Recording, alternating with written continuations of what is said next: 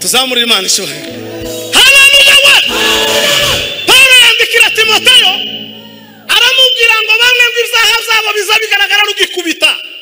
abandi ngo izabaha zaho ngo bizagaragara hanyuma, ngo ariko ngo ku munsi w'urubanza nta numwe uwa mbere n'uwa nyuma byose bizogaragara. Ibyawe nibwo zaba zaragaragaye mbere, n'ibyawe wundi bikihisha, ariko ku munsi w'urubanza bizohishuka. Hariho umucamanza uzobihishura, umucamanza utabera. Bwana sifiwe. Nyuma y'ibi byose birangiye, nyuma yo kubyina igisimba tukongezamo ikindi,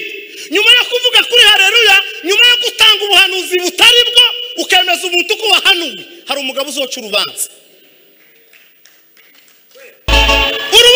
Urubanza Kristo azoducira. Ntabwo izompamagara ngo ijana mu kabari ko muri Kenya cyangwa ngo ijana mu kabari duturanye. Yesu Kristo urubanza rwa mbere azancira ni umunsi azombwira ngo wari uhagaze muri Foursquare ngo uvuga ibinezeza imibiri yabo, ngo tubavuga ibihindura imitima yabo. Nubwo rubanza ntegereje guyereka, azombwira ngo habe nubwo wari umeze gute, habe nubwo wari usa gute, urubanza nzogucira nuko wavuze ibihuye n'irari ryawe. Kandi hari bigomba kuba umutima wawe usaduke ariko ukire.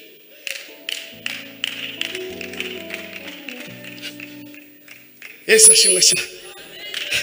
Haleluya. Bibiliya yavuze ngo azabanguka ngo aje gushinja abantu bakoresha abakozi ngo ntibabahembe. Umwanditsi Yesaya yaranditse aravuga ngo ubonye ishano we uriganya ngo utarariganyijwe. Ubonye ishano wowe uzuriganya utarariganyijwe. Kaza ukoresha umwana w'umukozi mu rugo baje kujya ukamusohora,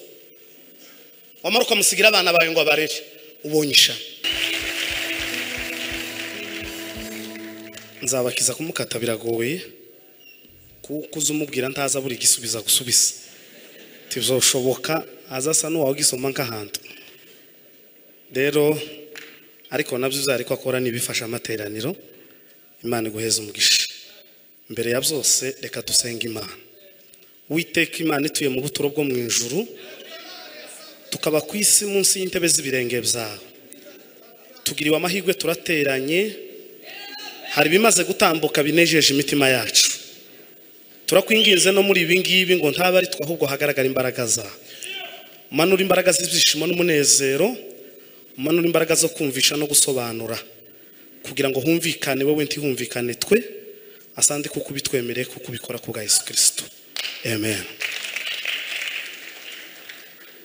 Ndashimira ubuyobozi bw'itorero rya Foursquare, Bishop ndetse n'abapasiteri bakorana mu mabishop ndetse n'abapasiteri Beni n'abapasiteri bandi badahari kutugirira icizere mukaduha gatuti. Imana ibaheze umugisha. Mu by'ukuri si bibi kumpeza gatuti, ariko ukabona biza bigora. Hano ni ahantu hakomeye, usibye muri Foursquare no muri indi kanisa, agatuti ni ikintu gikomeye. Ijambo novugira hano ribi kugira ngo muzorigarure byo basaba ingufu nyinshi, ariko sinaje kuvuga ibibi, naje kubaka ibyubaka imitima. Rero kuba mwaduhaye akagatuti, Imana ibaheze umugisha. Ndashimira ku bw'inshuti n'abavandimwe tubanye, bene data guturuka muri Kenya, famiye ya Beanandutira. Imana ibaheze umugisha. Inshuti n'abavandimwe bandi bari aha ngaha, turashimira umushumba umaze kubwiriza yagiye, avuza amagambo meza yururutse imitima. Imana imuheze umugisha. Reka dusome ijambo ry'Imana. Ariko umwana uvuye muri Kenya ngo ni konse ari hano tiyaje arakantu nayo ngiye kuvuga akora muri kubwadahari. Reka niyambaza umuntu wadufasha gusoma kwizera niba ufite mikoro cyangwa se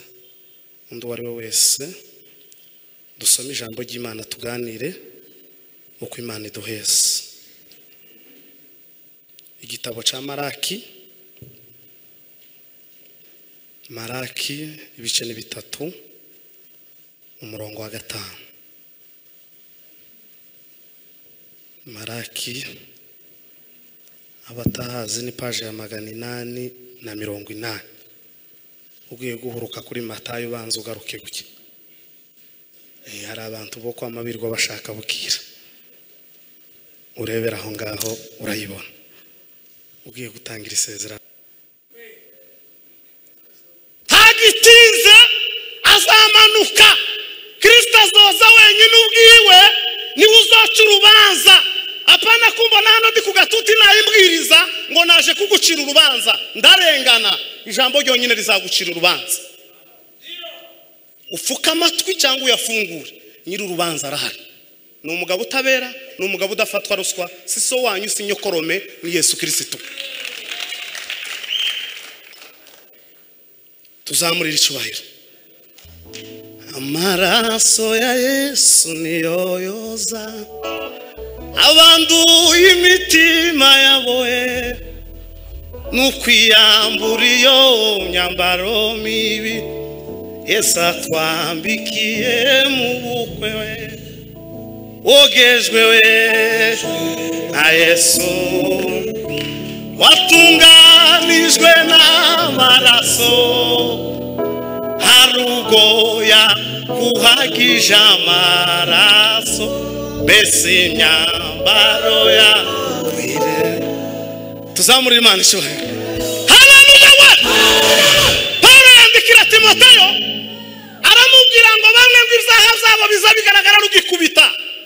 abandi ngo ibyaha byabo ngo bizagaragara hanyuma ngo ariko ngo ku munsi w'urubanza nta numwe uwa mbere n'uwa nyuma byose bizogaragara ibyawe nibwo zaragaragaye mbere n'ibyawe wundi bikihisha ariko ku munsi w'urubanza bizohishuka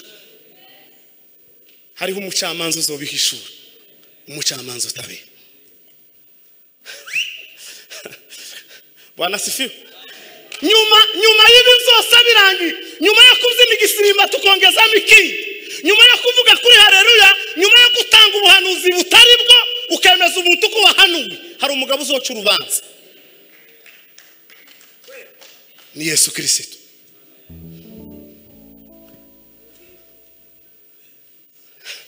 Bwana sifiwe mwumfasha tukazamura Imana ishubahiro haleluya kandi zabanguka Yesu Kristo wenyine maraki yaramurangije arimo amubwira amagambo maraki ahanurira ubwoko arababwira ngo azabanguka ntagitinze ikizamuzana ngo ni uguca urubanza Bwana sifiwe ni uguca urubanza hari umugabo uzoducira urubanza hari umugabo nyuma yo kuva iwanje muri Kenya ngatega nkaza mu gihugu cy'u Rwanda mu butumwa hari umugabo ugira amakuru yanje uzoncira urubanza amakuru atazwi n'umugore wanje amakuru atwazi na mama amakuru atazi n'abavandimwe uwo mugabo arayagira azoncira urubanza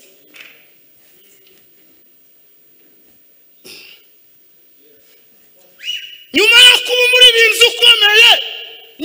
nyuma yo gusohora indirimbo nyuma yo kugira umugore wo hanze n'abo hirya n'abo ku ruhande hariho umugabo uzoca urubanza yitwa Kristo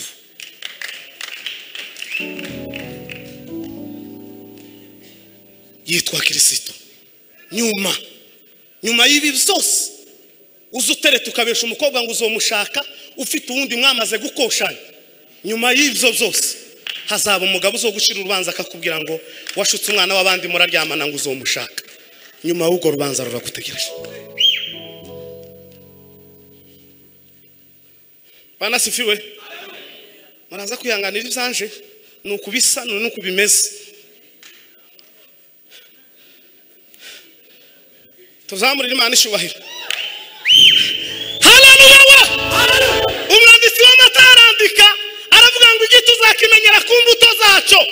ngo igiti cyiza ntikiza kibasha kwera imbuto mbi kandi ngo n'igiti kibi ngo ticobasha kwera imbuto nziza lakini tunawaombezi lakini tunawatumishi lakini tunawaimbaji imbuto zanyu sizo zo kugatuti mufite izindi mbuto muzamwerera hanze ariko kubera kuko ngo mufite ibindi inyuma ntitugwambure mikoro hari umugabo uzo kwambura mikoro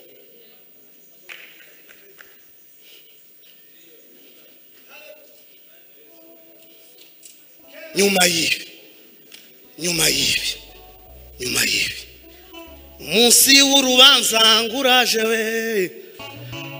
kandi nguzahera mu nzu y'abizera amaherezo y'abatizera ngo azaba yake icyamba ngafurufu nk'urw'abakiranutsi we n'iherezo ryanje rikazaba nk'iryabo we nimbura umunyabwenge wite ku iherezo ryawe we tuzamurira Imana ishoboye haleluya we urubanza Kristo azoducira ntabwo izompamagara ngo ijana mu kabari ko muri Kenya cyangwa ngo ijana mu kabari duturanye Yesu Kristo urubanza rwa mbere azancira ni umunsi azombwira ngo wari uhagaze muri Foursquare ngo uvuga ibinezeza imibiri yabo ngo ntiwavuga ibihindura imitima yabo nubwo rubanza ntegereje guyereka azombwira ngo habe nubwo wari umeze gute habe nubwo wari usa gute urubanza nzogucira nuko wavuze ibihuye n'irari ryawe kandi hari bigomba kuba umutima wawe usaduke ariko ukire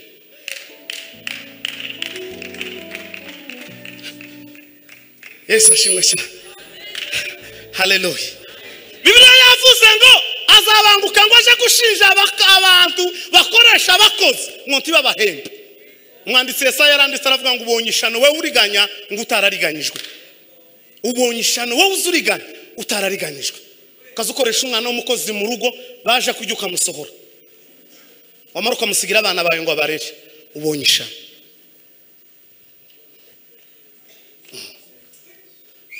ubonye ishano kuko nyiri urubanza azohibera ni umugabo utabera ni umugabo uca urubanza adashingiye kuko usa n'ukungana yitwa Kristo tuzamurira Imana ishoboye haleluya we Pawulo arandika aravuga ngo mu gihe cy'imperuka yawe Timoteyo yandikiye Timoteyo mwana data uduma kwa gatatu yabikozeho Pawulo ariko yandikira Timoteyo ngo afite kumusezera ngo ariko abona kuko isafari wisa niyegereje igihe cyo gutahuka cyari cyegereje cyo musaza Pawulo abwira uwo yari yaratoje mu gakiza ari we Timoteyo Bwana sifiwe kujya yari nyirarume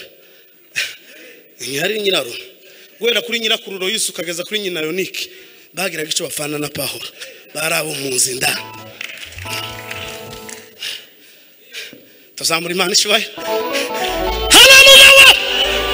aramubwira ngo mwana wanje Timoteyo natoje agakiza ngo ndabona kuko igihe cyanje cyegereje cyo kugenda ngo ariko ngo ndakubwira amagambo akomeye ngo mu minsi izaza Bwana sifiwe Timoteyo yafashe kuyobora itorero akiri umwana muto ngo agira intambara mu ikanisa yagize ngo intambara z'abagore bakazabanga kunywa ameza ngo ntibonywa ameza y'umwana y'umuntu utagira umugore buke yarashaka ngo amare baje gusakuza ngo yashatse umwana mutoya Pawulo arababwira ngo ugende ubwira abagore bakuru ngo bigisha abagore bato ngo muzamubahugura pana gusa kwa muva mu bugeni ngo wamufata mikoro banza ubaza umugore mukuru ngo bizabimera gute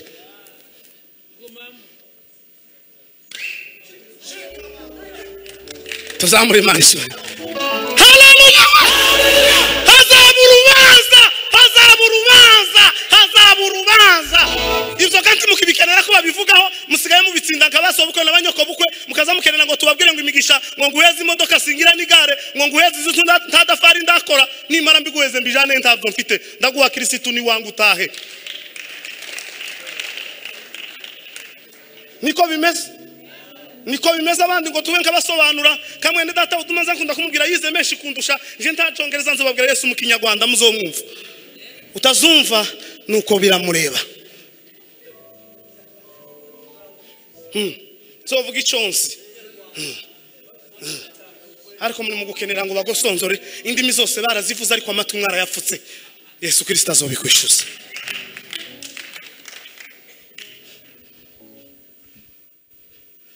Bwana sifiwe hari umucamanza hodo hari umucamanza wawe hari umucamanza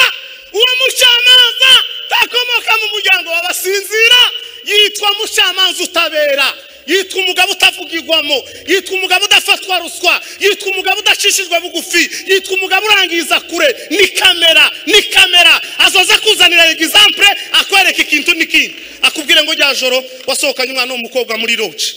ijya kamera yanje yari kwikureba nyuma y'ibyo erekeza irepfo kwa shitani nta yindi decision nta bindi nta yandi nta kwisobanura kundi kuri aho hejuru azoza kubwira ko mfi nyuma y'ibi erekeza hariya hepfo ayi wewe koma lembanda sakote le bar de Gine Total nyuma yo gufata icupa ryavuyemo umuti w'umwana ukazirubwira umuntu ngo ni igihe ko wafashe, nyuma y'iyi uzoja mu miti.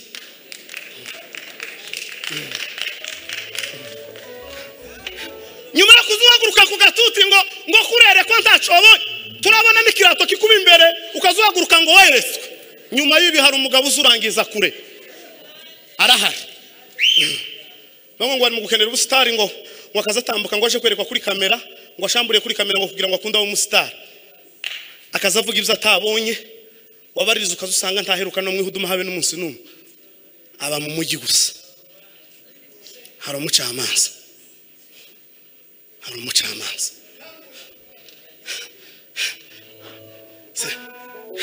Unkorera kuri base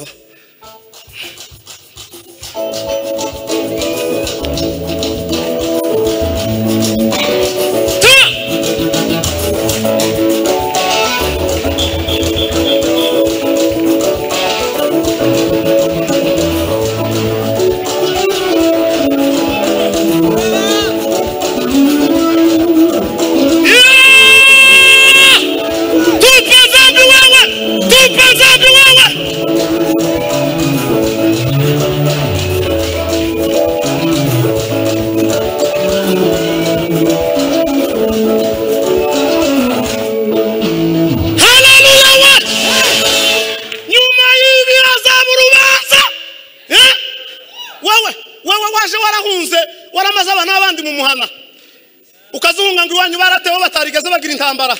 naho namaraso y'abana n'abandi wikoreye uzurara ku mazu y'abandi, umuntu muzima karara wambaye ubusa nijoro bwaca kuma mukambara amahuzo. Hari umucamanza, hari umucamanza.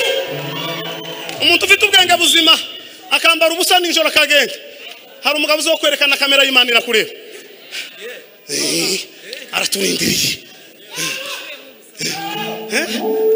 Kubitamo baze musa.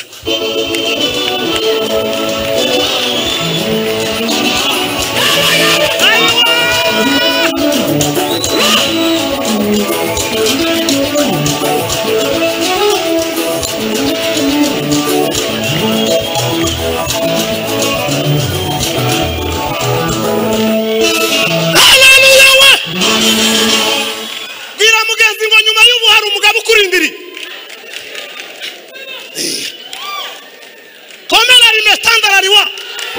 Cambo tandala côté verdi. Chamone catalango ndeba. Communication demande la limite. Pandu wasika.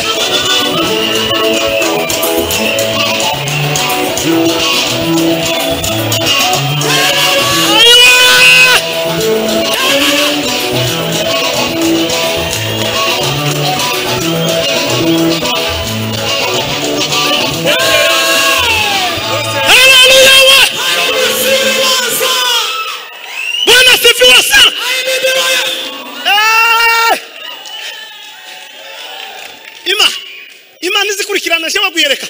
nzankunda kubibwira nzambivuga no kuri kamera, nzambwira umugore ngo tukaza wicara ngo ugira uruwa ngo ese nagiye he, ngo ese ngo nzankora ibiki. Kamera y'Imana izerekana ibintu. Kamera y'Imana nzamubwira ngo humura umucamanza sumusinzira ngo azombere. Humura saba sita ngo ni muyomba ngo hari icyo azombwira. Humura azokuzanira ibintu byose. Wowe uri mu kwicaza umugabo ukazowicaza umugabo ngo mufungure ubuzana ngo mwazaye benshi. Hari umucamanza. Ivyo ganti bikivugwa no gitsindeka. Ndakivuze nta nguvuza amawuti na nzambi. Yesu arizishira. Ukamamagara umugabo kare ngo utahe ngo ndagukenera no joro turaganira. Ukazugira ngo mufite nko gukora amasengesho mu rugo. Wicaza umugabo kazumubwira ijambo ngo ico natekereje. Unatekereje ngo tuje kwifungisha. Izo kuzanira ba Ana bari kubabona abana ruko basenze. Kurumva izo kuzanira Efuta watanze umwana umwe w'umukobwa akamushinja. Uzayo makuru ko Efuta yatanze umwe akamushinja. Izo mukuzanira wabyara batatu ngo bararushe, unatekereje ngo twifungishe. Izo gufungura.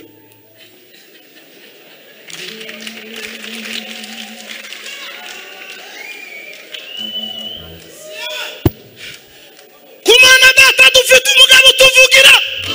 Dufite umugabo uzoducira urubanza. Ntabwo ari Stefano, ntabwo ari Eliya, ntabwo ari Yohana, ntabwo ari Mariko, ni nyirubwite, ni Yesu Kristo, ni Yesu ubwe, ni vuga ngo ni Yesu ubwe, ni Yesu ubwe. Niwe uzokubwira ngo wa munsi wari kumwicaza nari nicaranye nawe, nari nicaranye nawe. Wa munsi wari kubwira umugabo rino jambo nari nicaranye nawe, nari nicaranye nawe. Umucamanza utabe yavuze ngo nzomanuka nje gushinja abarozi. Ikanisa yememe, ikanisa ry'abaye ry'abarozi tibakivugwaga mu mbabarire bamabukwe mwe n'abadatabukwe n'abashangazi n'abakuru banje n'abarumuna banje uruga ari kuzosha. Iyo nano hayonge iryo jambo turiza rivugwa twabwa dufite abana b'abakobwa ari mu kuja mu burozi kugira ngo ashakwe. Nyina akazamushuka ngo fata uburozi ngo nibwo uzoshakwa, uzoshinga abana bacu bazoza bagutambuke, uzoshinga wongera ushinga imara gatandatu. Nyoko karakwicaza ngo wabuze yerekezo ngo akira akaza guheza umurizo w'inyabu ngo nibwo uzo inyabu yobona umugabo wewe wobibona he? Wabonye aho inyabu itanga umugabo mama? Bibiri zivuga ngo umugabo mwiza azatangwa n'Imana, umugore mwiza azatangwa n'Imana.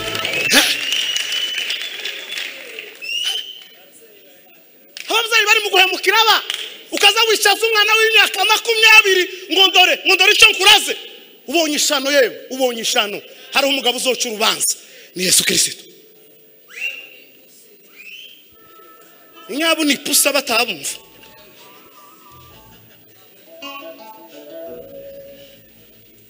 Ngo ariko ngo mugiye kizaza Timoteyo we Bwana sifiwe.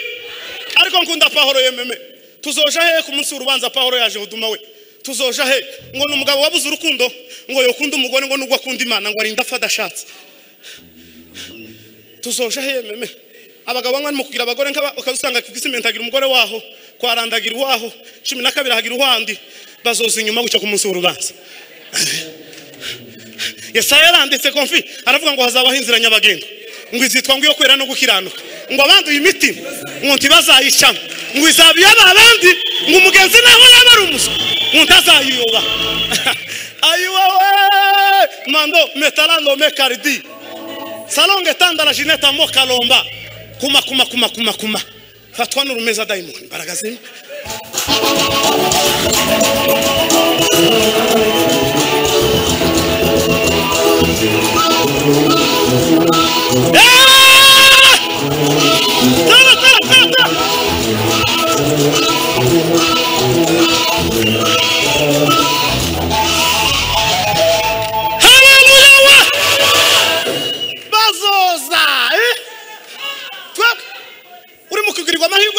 Ukabona akazi ko mu ntara utuye Kigali wazoshika mu ntara ukahagira umugore warasize undi Kigali kandi ku cyumweru ukanywa meza waza wamara ngo akazi Imana yaramfashije neza ngo ntanze icyacu ugira undi mugore iri tuzomumenya habe n'umuryango wanyu tuzomumenya ariko hari umucamanza uzomumenya ku munsi w'urubanza. Umunyakenya ejo bundi yaje kuvuga abantu tubanira ngo na Wamasai yabwiye Imana arabwira ngo Mungu ngukupitisha nyaka 50 ngo haujarudi ngo utakosa custom.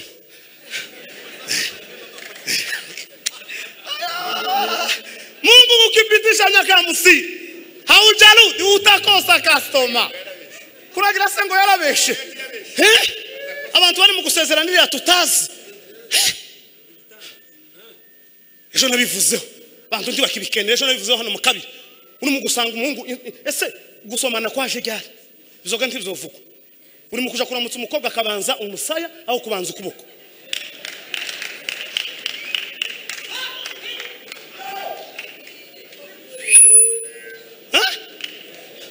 Ngo basoma timuzi ko Yuda yasomye Yesu bakamugambanira. Yesu yaramubwiye ngo Yuda we ngugambanishije umwana w'umuntu kumusoma. Abagore n'abakobwa bikige n'abahungu bikigi ari mu gupfa kumurangiza mbere ukamagira umunwa ng'ingurube gucyo n'ugwa amasa gucyo.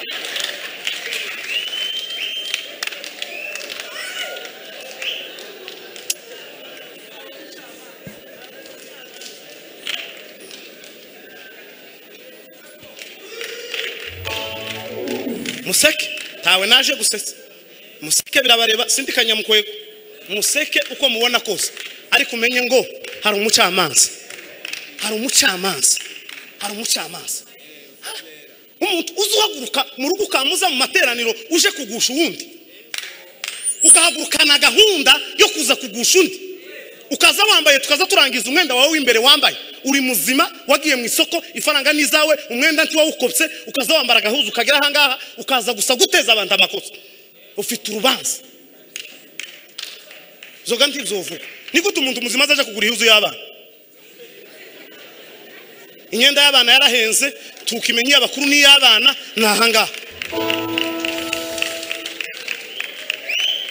wamubwira ngo azamurira Imana icubahiro akazagwana no kumanuka icubahiro ntikiza kimanuka kiza kizamuka kigaheka muzamura amaboko heke haleluya amaboko agomba guheka ibirimo bigatibuka apana kuzubera muri ibi kaho bakwigishije je y'abana ukazuzana udusharupe ukazukitwaza mu isakame nukuzi ko wakoze amafuti zani huzu nziza nibunani ubwira abantu tugufasha uguri huzu ariko givyo ntibikivugwa ngo nitubakoraho ngo muratsohoka mumbabarire ntimuti kanisa ry'abandi izo ngivyo cyangwa mwosohoka mufite ingufu zo gusohoka uwa kwinjije yo gukingiranira mu n'umugabo ukomeye nigeze kumva kantu kamwe ngo mu Faransa yigeze kuba ikibazo cy'abasazi ngo baburi imiti ngo bategeka kuzaza bambara abantu mini ngo umuntu wambaye mini ngo umuntu wakize ngo agatangira akazamanura gucya akagira isoni wakamavuga ngo yayakize kuri ya minini kinini abantu gusaba bari mu kuyambara batagwaye ariko ni kinini anesthesia bagaze bareba mu kigo gucya babona umuntu atangiye kugira isoni yihisha gucya nguriya ni mumukuremo yakize kuko nta muntu muzima wo kwambara umwenda wera ubaje mu bana umwenda ugaragaza ikibero ukazugaragaza uko wambaye Bibiliya ivuga ngo umwenda w'umugore uzika hasi Bibiliya ikongera ikavuga mu gutegeka kwa kabiri ngo hazabaho umwenda w'umugabo n'uw'umugore soma igitabo cyo gutegeka kwa kabiri tukivuga ibyanditswega dusigaye tuvuga iby'ubuhanga ibya biology na chimie mawazo tu pepe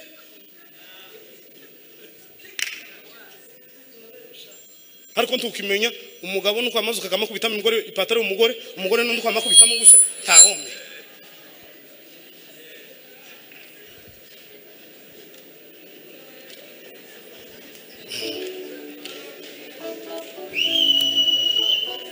kuva kumenye kami wanjumbera mushabure musiwe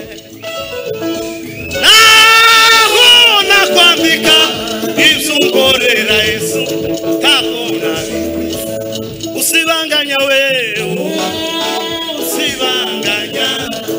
amateka mabi usibanganya wewe aiwe amateka mabi haleluya wa haru mushamanza yawe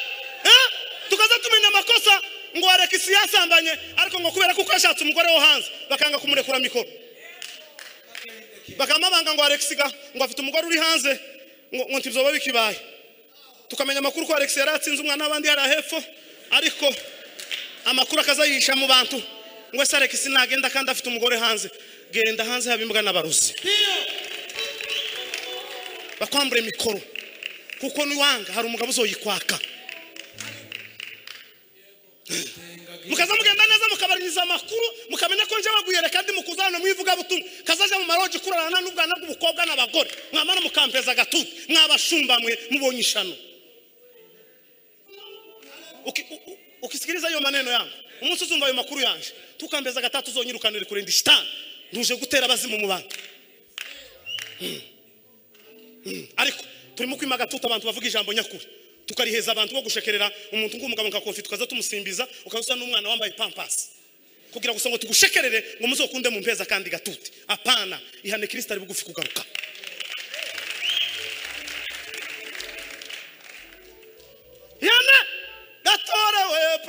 abanaziri ngo abanaziri ngo ntawe umutenga ngo n'umutenga ngo abanaziri baragira ikibazo tenga mwihanishe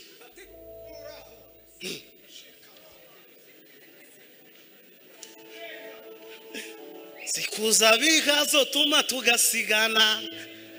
ai sikuza bihazo tuma tugasigana we tusigane kimagara imitima tubonane tusigane kimagara we imitima nayo tubonane we tusigane kimagara we imitima tubonane tusigane kimagala we mongela pondera lime taune kanda shaune ganda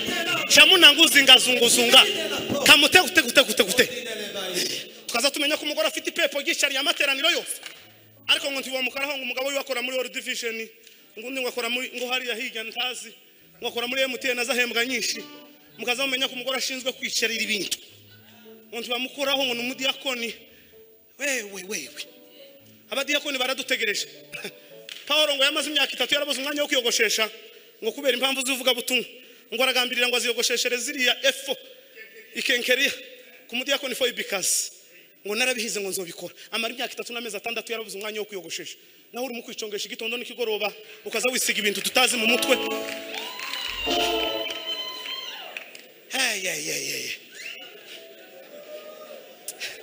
Mariana yumva yago anasomera Mariana yumva yago Mariana yumva yago anasomera Mariana yumva yago anasomera Mariana yumva yago anasomera Bana sifiwasa iyo uzira kuzikwa utumye abagabo abandi badahabwa ibihembo ukutumye Paulo afata ibihembo byiwe ngo izarinda yanje ngo nabihinduye kubiki ihombo pano urimo kwiga kaminuza hano kamudukanga ngo warize Paulo yaragira doctora 3 z'ubucamanza yageze yandika Bibiliya mu Giheburayo akayisobanura mu Kirongo uzobaze mu zindi ntumusibye barana ngo nta wundi wabikoze Dr. Paulo omaro wowe ukamukakara gusa ngo wamenye ngo hayi ngo morning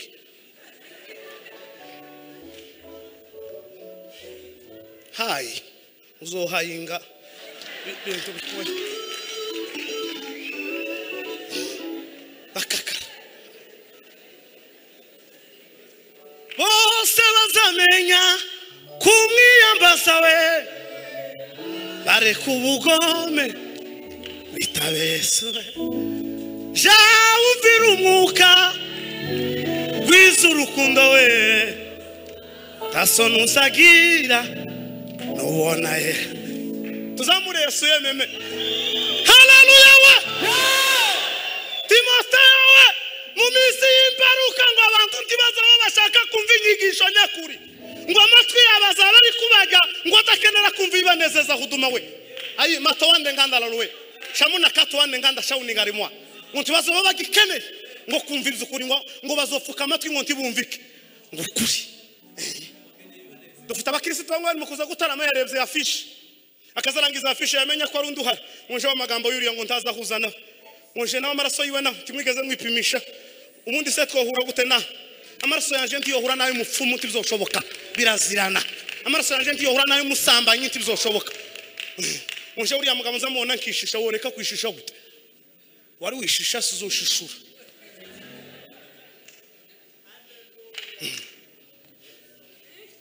kurumva pastor kurumva mama bishop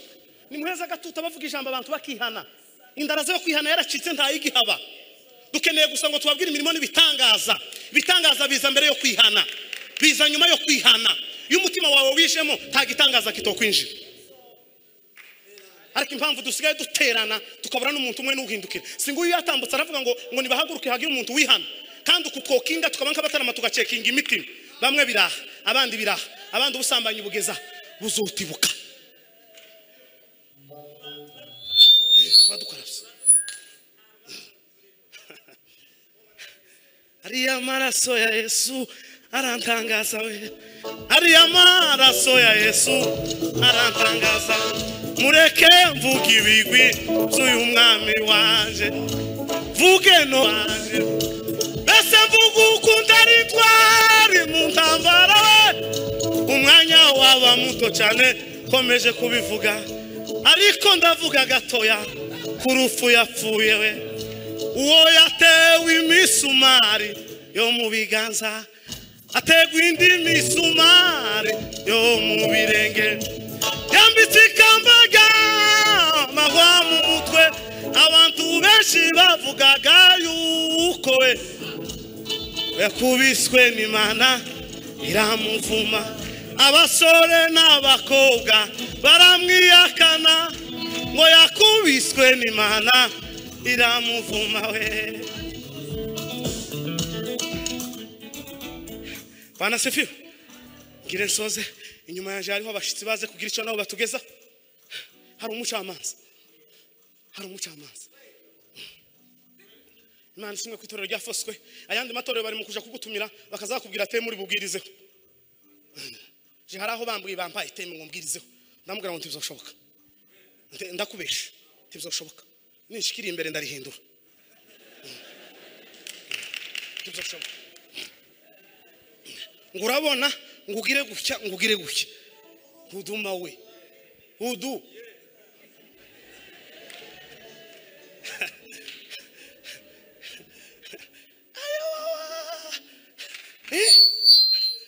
ubwitangira ryawe ryari rito cyane uko bukeye uko bw'ijuru ushaho kunguka we kuko n'Imana itanga umugisha mu mujyi no mu cyaro we ntabwirobanura we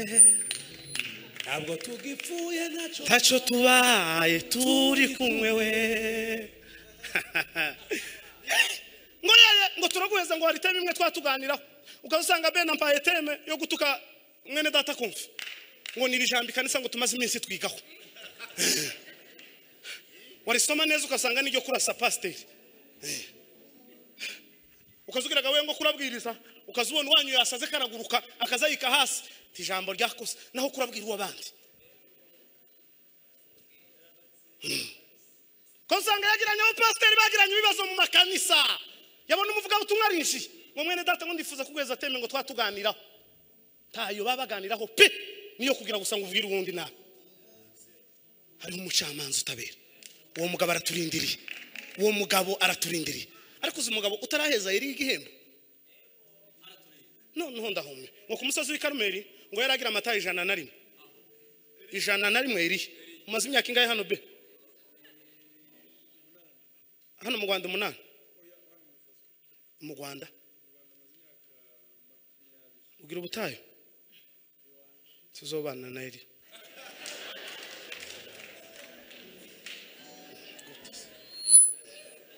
goti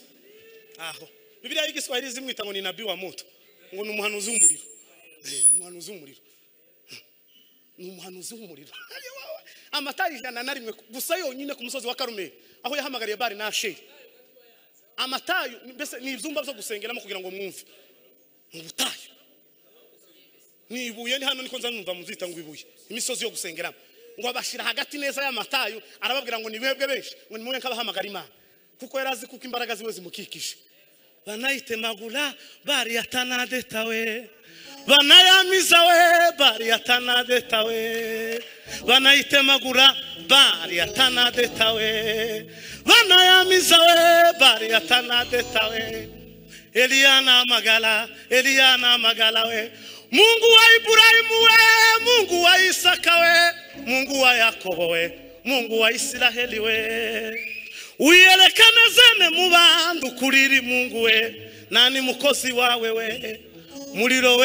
muriro gwa rurema gwanashonoka we oho tibuka wa muriro gwa rurema Eliya ngo isengesho yakoresheje ngo ryatwaye amasegonda 7 ngo yaravuze Mana Ibrahimu na Isaka na Yakobo shanyaguza ibintu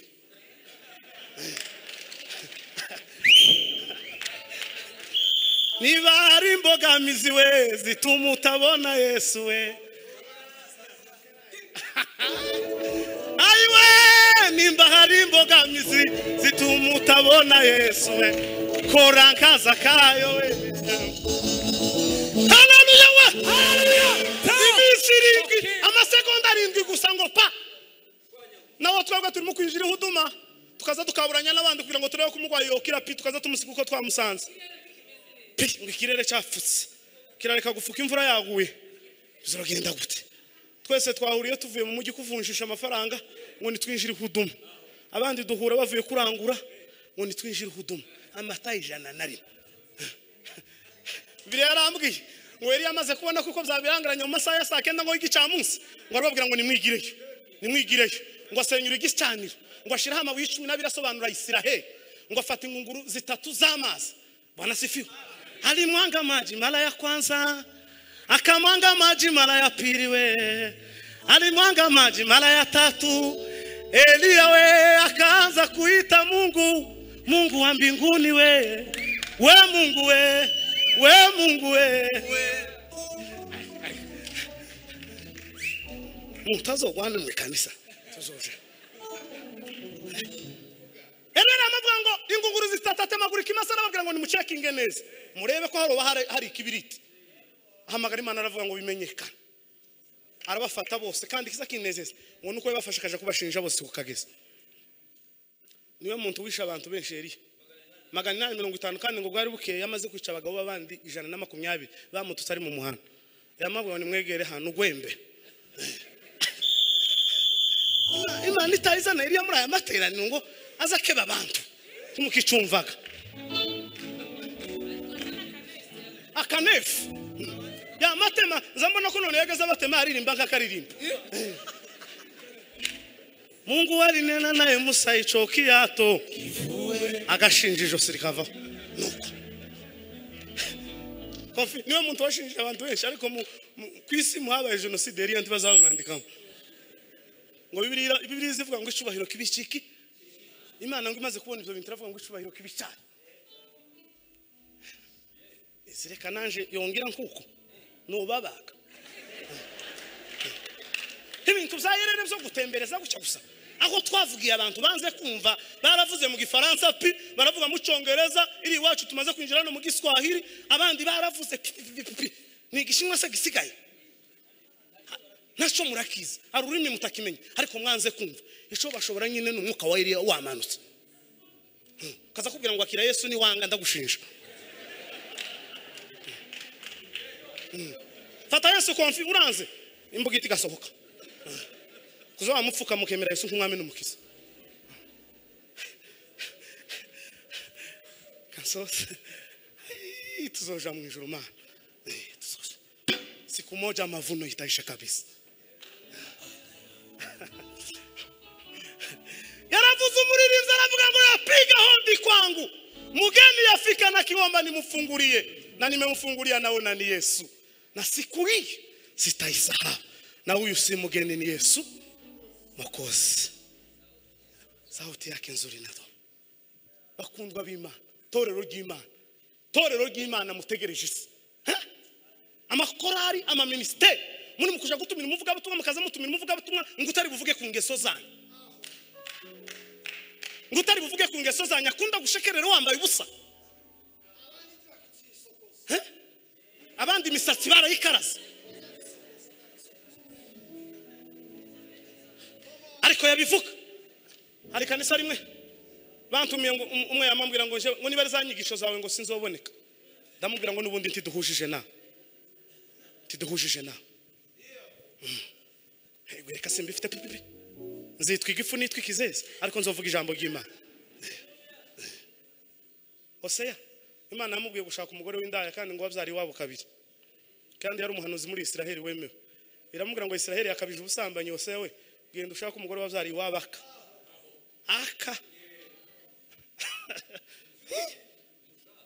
mushaka umuzana ukubera kuko Isiraheli yakabije ubusambanyi umuririmbi uzutinyuka gasambana yamara gafata mikoro ugasambana ukamenya neza roho yako ni temwe tituzatwereka ngo tukubone cyangwa Imana ngo itubwire uracecetse ariko hari umugabo uzovuga amakuru yawe umuntu umugabo uzufata telefone ngo mpeza kabizo mbone kurya kazohamagara umukobwa ngo kuri telefone tuzi nijoro cyazahinduka usanga azahinduka injangwe cyangwa agahinduka ingagi unaguheze bizu kazoyabwa bizu n'ingagi ngo mbabarira ngo kugira ngo rino joro ndyame neza ngo mbwire ijambo mapepo abazimu tuzi yarageze nka Bangladesh ngo nakubwira ijambo uzi yari ngo kugira ngo nsinzire neza ni uzi utanga ibitotsi bituruka kuri Yesu Kristo